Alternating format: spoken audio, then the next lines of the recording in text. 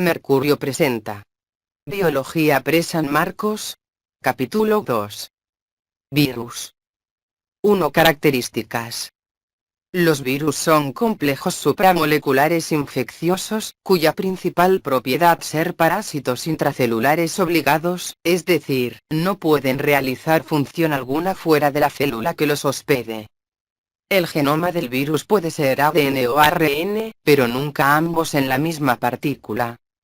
Este ácido nucleico puede estar como una sola hebra o como dos hebras, tanto para virus DNA como RNA. Dentro de la célula hospedera, el genoma del virus se replica y dirige la construcción de nuevos virus usando los sistemas celulares del hospedero. Fuera de la célula, la partícula viral o virión no lleva a cabo ninguna actividad metabólica. Los viriones sirven como vehículo de su material hereditario. El primer virus descrito como agente patógeno fue el virus del mosaico del tabaco, en 1892, por Dmitry Ivanovsky. Este mismo virus fue cristalizado por Wendell Stanley, en 1935. Desde entonces, se han ido descubriendo nuevos virus y en la actualidad se sabe que existen muchos virus que infectan a plantas, animales, hongos, protistas y bacterias. La estructura de un virus es muy simple, pero a la vez diversa. En realidad se trata de ácido nucleico rodeado de una estructura protectora hecha de proteína, abarcando un rango de tamaño que va desde 20 hasta 300 nm. El ácido nucleico viral siempre está dentro de la partícula, y la estructura proteínica que la rodea se llama cápside. Esta cápside está formada a su vez por subunidades de proteína, llamadas capsómeros, los cuales se ordenan de forma particular en torno al ácido nucleico. El ácido nucleico y la cápside en conjunto toman el nombre de nucleocápside. Vistos al microscopio electrónico, los virus presentan dos formas principales: se pueden ver como bastones, simetría helicoidal, y otras se observan esféricos, simetría icosaédrica. Estas dos son las formas más económicas en las que los capsómeros o forman la cápside se pueden organizar dejando un espacio interior muy pequeño, muy estable y suficiente para que quepa el ácido nucleico viral. Existen algunos virus que no presentan ni simetría icosaédrica ni helicoidal propiamente, o que resultan de una combinación de ambas. Estos virus son llamados virus complejos o de simetría compleja. Muchos virus que infectan animales están rodeados por una bicapa lipídica, llamada envoltura, que adquieren cuando la nucleocápside sale de la célula infectada. Las envolturas de tales virus envueltos, contienen proteínas codificadas por el virus que se necesitan para que la partícula nueva sea infecciosa. Los que no presentan esta envoltura suelen recibir el nombre de virus desnudos. 2. Replicación viral. El ciclo infeccioso de un virus que lleva a su replicación comprende a. Fijación o adsorción del virus a la célula huésped susceptible. B. Penetración, ingreso del virión o su ácido nucleico. C. Replicación del ácido nucleico viral. D. Ensamblaje. El ácido nucleico viral ingresa a las cápsides recién formadas y se construyen los nuevos virus. Liberación de partículas virales, a veces con la sobrevivencia de la célula huésped y otras con su muerte. 3. Enfermedades virales. Los virus son muy específicos para infectar a la célula huésped, las que hacen el gasto metabólico para producir partículas virales nuevas. En la mayoría de los casos, los virus alteran las funciones de los organismos infectados porque cada vez un mayor número de varones infectan las células de huésped, afectándolas de diferentes maneras. A. Destruyéndolas. B. Alterando su forma. C. Alterando la permeabilidad de sus membranas. D. Haciendo que las membranas celulares se fusionen unas con otras. R. Interfiriendo con la célula normal. F. Haciendo que programen su propia muerte. Tanto los virus DNA como RNA pueden causar enfermedades en los animales. Algunas enfermedades causadas por virus DNA son viruela, varicela zoster, herpes, hepatitis B. Entre las enfermedades causadas por virus RNA se pueden mencionar gripe, fiebre amarilla, rubéola, hepatitis A, rabia. ¿Cómo se defiende la célula? La célula usa proteínas de bajo peso molecular llamadas interferones, que son sustancias antivíricas producidas por muchas células animales como respuesta a la infección por virus. Estas proteínas impiden la síntesis de RNA dirigida por el virus o también obstruyendo el contacto entre RNA vírico y los ribosomas, con lo que logra inhibir la síntesis de proteínas víricas específicas. 3.1. El SIDA. El SIDA o síndrome de inmunodeficiencia adquirida es una condición causada por un virus que, en forma progresiva, va dañando al sistema inmune, haciendo que las personas infectadas sean cada vez más vulnerables a ciertas enfermedades. El SIDA es definido en 1981 en base a pacientes que presentaban las características de este síndrome. En 1983, el SIDA es relacionado a un nuevo virus, el cual es identificado plenamente en 1984. El virus de la inmunodeficiencia humana o VI, que ataca a ciertas células del sistema inmune, cuya tarea es la defensa del organismo contra ataques externos. El VI ataca, en particular, a un tipo de glóbulos blancos de la sangre conocidos como linfocitos T auxiliares o células T CD4, es decir, las células T que poseen el receptor CD. Estas células tienen un papel clave en el mecanismo de defensa del cuerpo, ya que movilizan los elementos del sistema inmune que atacan y destruyen los gérmenes. El VI también infecta a otros tipos de células que tienen el receptor CD4, incluyendo las células de la microglia, sistema nervioso central, y los monocitos de la sangre. El VI ha sido encontrado en semen, lágrimas, leche materna, secreciones vaginales y sangre. El virus tiene como material genético a una cadena de RNA que da lugar a dos copias idénticas, dímero monocatenario. El VI es un virus con envoltura, en la cual destacan las glucoproteínas de la envoltura viral que son reconocidas por el receptor CD4 de la célula hospedera. La infección y la multiplicación viral son dos fases distintas. En la primera una célula, generalmente un linfocito T auxiliar, es atacado. La envoltura viral entra en contacto con los receptores de la superficie de la célula hospedera e ingresa en ella por fusión de la enzima BRA1, denominada retrotranscriptasa o transcriptasa inversa, utiliza el RNA de virus como molde para sintetizar una molécula de DNA viral. En el núcleo de la célula hospedera se conforma el híbrido DNA viral, DNA celular. Así, el DNA celular del linfocito T es bloqueado por el genoma viral. Se presenta un periodo de multiplicación mínima del virus VI, la cual es frenada en parte por la inmunidad celular y humoral, la respuesta del hospedador es lenta e imperceptible. Luego, en algún momento futuro, la replicación se vuelve incontrolable y se produce lisis de los linfocitos T auxiliares infectados. El VI es transmitido de una persona infectada a otra sana por los siguientes mecanismos. Sexo sin protección. Sangre y productos sanguíneos infectados. Uso de agujas o jeringas infectadas. De la madre al hijo, transmisión perinatal. Se estima que 1 de cada 4 niños, nacidos de madres infectadas, resultan infectados. El VI no es transmitido por contacto social ordinario. La forma de identificar a quienes tienen VI es mediante un examen de suero sanguíneo que determina si son portadores de anticuerpos contra el VI, ELISA que es una prueba para diagnóstico presuntivo y Western blot que es una prueba para diagnóstico definitivo. La infección en cualquier persona es de por vida. Las personas infectadas pueden transmitir el virus a otras personas, aun cuando solamente sean portadoras y no presenten las características del síndrome. La infección inicial por VI puede estar acompañada de moderados síntomas parecidos a la gripe. Le sigue un periodo de latencia, durante el cual el virus parece estar relativamente inactivo, pero en el que se multiplica. Este periodo puede durar años. Durante este tiempo, el individuo infectado usualmente se siente bastante bien, pero a medida que el número de virus aumenta, el número de células T auxiliares o cooperadoras declina y hay un creciente deterioro del sistema inmune.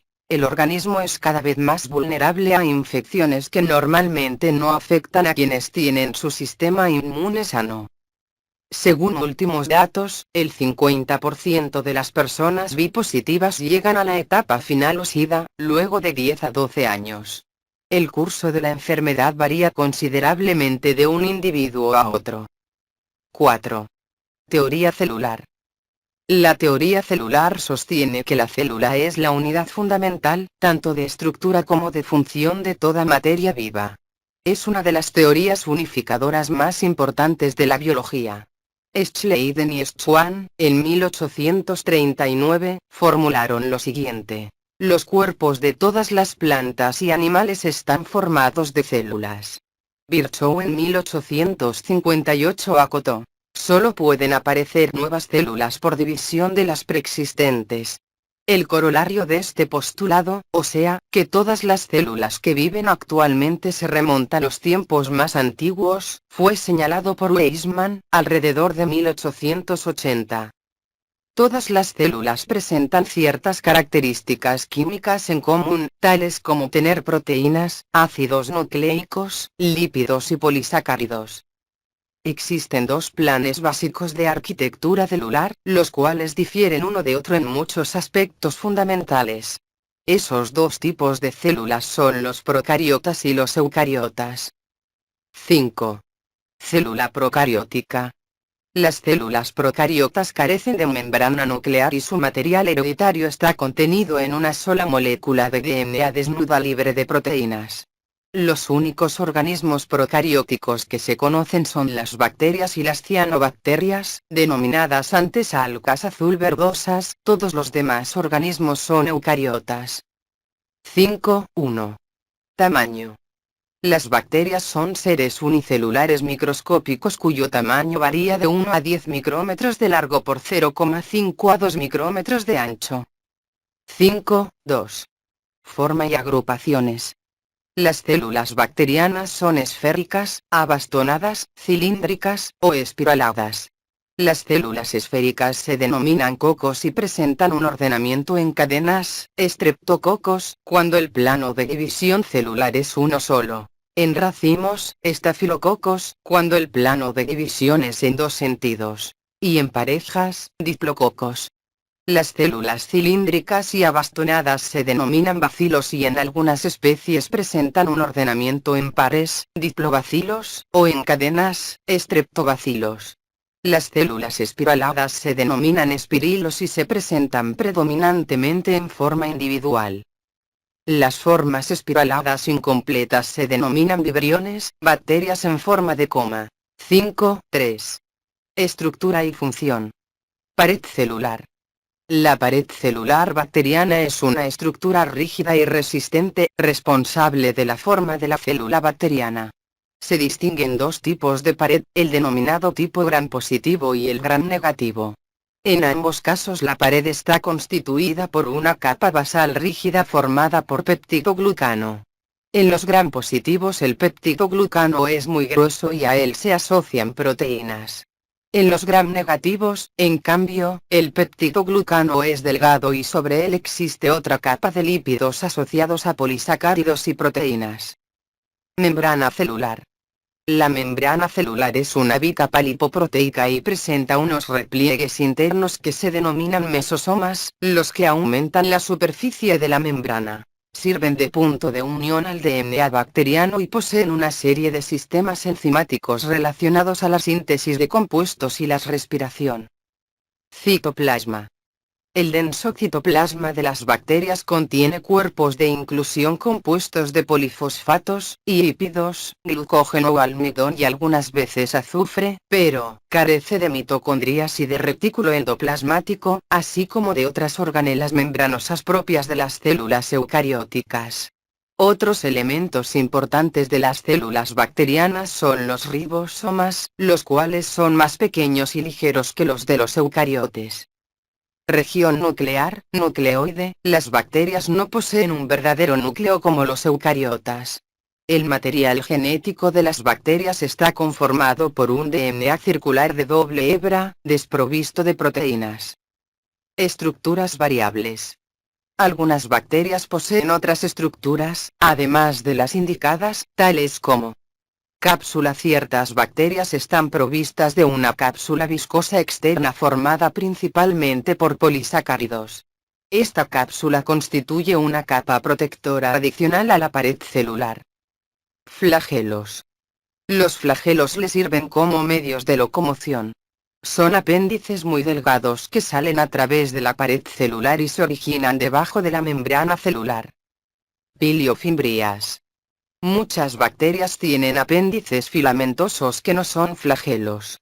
Estos apéndices son llamados pili y no tienen función en la motilidad bacteriana, pero sí en la adherencia al sustrato y en el intercambio de material genético durante el apareamiento bacteriano llamado conjugación. Esporas. Ciertas especies producen esporas. Estas son cuerpos metabólicamente inactivos producidos en el último estado de crecimiento celular, y que bajo condiciones apropiadas germinan produciendo células vegetativas idénticas a las que las originaron. Las esporas son resistentes a muchos agentes químicos y físicos, por ello constituyen elementos bacterianos que confieren resistencia a factores adversos. 5.4. Nutrición. Los requerimientos nutricionales de las bacterias son tan variados que pueden ser clasificadas de acuerdo a la fuente de obtención de energía y de carbono. 5.4.1. Por la fuente de carbono. Pueden ser autótrofas o heterótrofas. A. Autótrofas. Obtienen el carbono de fuentes inorgánicas como el dióxido de carbono. B. Heterótrofas. Obtienen el carbono a partir de fuentes orgánicas. 5.4.2. Por la fuente de energía. Pueden ser quimiótrofos o fotótrofos. A. Quimiótrofos. Los compuestos químicos son fuente primaria de energía. Estas a su vez pueden ser quimiolitótrofos o quimiorganótrofos. A1. Quimiolitótrofos. Oxidan compuestos inorgánicos para obtener su energía. A2. Quimiorganótrofos. Oxidan compuestos orgánicos para obtener energía. B. Fotótrofos. Utilizan la luz solar como la fuente de energía. 5.5. Respiración. En cuanto a su capacidad respiratoria, las bacterias aeróbicas usan como aceptor electrónico al oxígeno. Las anaeróbicas son capaces de emplear con este fin desde hidrógeno gaseoso, amoníaco, nitrito, sales ferrosas o sulfídricas, hasta los compuestos orgánicos más diversos. 5.6. Reproducción. Generalmente, las bacterias se reproducen asexualmente por división sencilla, fisión binaria o bipartición. La división celular da por resultado la formación de dos células a partir de una. Durante la división celular tienen lugar tres acontecimientos claves. A. La duplicación del DNA. B. La repartición del DNA y C. La formación del septo o tabique transversal. Este ciclo de la división celular es el equivalente del proceso mitótico de los eucariotas. Cabe agregar que los genes bacterianos pueden ser transferidos por conjugación, unión de dos células bacterianas, y por infección viral llamada transducción. Esto permite a las bacterias la recombinación genética a pesar de que se reproducen asexualmente. 5.7. Clasificación. Los procariotas pertenecen al reino Monera. Este se subdivide en arqueas y eubacterias. Las arqueas son las células vivas más antiguas que se conocen. Viven en ambientes tan extremos que en ellos no pueden sobrevivir ningún otro tipo de organismos. Comprenden tres grupos. Metanógenas, que producen metano en condiciones anaeróbicas. Halófigas, que habitan en regiones de gran salinidad. Termoacidófilas, que viven en condiciones de alta temperatura y gran acidez. Las eubacterias son las moneras más comunes y de evolución reciente. Abarcan una amplia gama de características, de modo que su clasificación es imperfecta. Comprenden 8 grupos. Bacterias verdes y purpúreas, son fotosintéticas, emplean H2S en vez de H20 como fuente de equivalentes reductores. cianobacterias, que realizan fotosíntesis de modo similar a las plantas superiores. Gram positivas, las que se colorean con la técnica de Gram. Gram negativas, las que no toman el colorante de Gram. Espiroquetas, las que adoptan la forma de tirabuzón. Rickettsias, bacterias de estricta vida intracelular. Clamidias, grupo de bacterias muy diminutas, inducen la formación de inclusiones en el citoplasma o en el núcleo de las células que infectan. Micoplasmas, son las bacterias más pequeñas que se conocen, miden de 0,1 a 0,2 micrómetros de diámetro y carecen de pared celular. 5.8. Importancia de las bacterias en el ecosistema, salud e industria. Las investigaciones de Pasteur, entre 1870 y 1880, y otros investigadores que lo antecedieron y sucedieron, demostraron la importancia de las bacterias como agentes de putrefacción y de fermentación, así como su rol de agentes productores de energías en el hombre y otros organismos. Las bacterias desempeñan un papel clave en los ecosistemas, ya que son responsables de la mayor parte de la descomposición o degradación de organismos muertos, gracias a lo cual se generan los nutrientes necesarios para las plantas verdes, fotosintetizadoras. Los contaminantes sintetizan compuestos nitrogenados a partir de nitrógeno atmosférico, o carbohidratos a partir del dióxido de carbono, produciendo así nutrientes esenciales para otros organismos a partir de compuestos presentes en la atmósfera. Las bacterias pueden, también, deteriorar materiales usados por el hombre, madera, textiles, metales, alimentos. O bien mediante su capacidad metabólica pueden transformar la polución de nuestro ambiente en sustancias inofensivas. El control o la prevención del deterioro de materiales y el control de polucionantes son dos importantes efectos de la microbiología aplicada. En cuanto a las bacterias como agentes patógenos, debemos recordar que Lister fue uno de los primeros en aplicar la teoría de los gérmenes a las técnicas de las intervenciones quirúrgicas, empezándose a emplear la técnica de antisepsia. Entre las bacterias patógenas de nuestro medio podemos mencionar a Mycobacterium tuberculosis, Salmonella typhi, fiebre tifoidea, Vibrio cholerae, cólera, Bordetella pertussis, tos convulsiva, Bartonella bacilliformis, fiebre de la orolla, verruga peruana, Treponema pallidum, sífilis, y Neisseria gonorrhoeae, gonorrea. Las capacidades químicas de las bacterias, en particular, así como de otros microorganismos, son también importantes en la industria. Tenemos por ejemplo que algunas bacterias son esenciales para la producción de alimentos tales como el yogurt, la mantequilla, el queso y una serie de alimentos fermentados.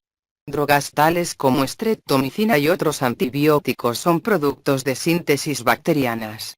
Las bacterias se harán más importantes en la producción de sustancias a medida que se vayan identificando productos bacterianos de relevancia económica, ya que pueden manipularse por ingeniería genética para producir productos valiosos, como ya lo son algunas hormonas humanas como la insulina o la hormona del crecimiento. Y sustancias interesantes desde el punto de vista terapéutico como el interferón, también para producir altos rendimientos de estos productos, o para descomponer polucionantes del medio ambiente de difícil eliminación por otros medios como petróleo, insecticidas, pesticidas, detergentes, compuestos halocarbonados y plásticos.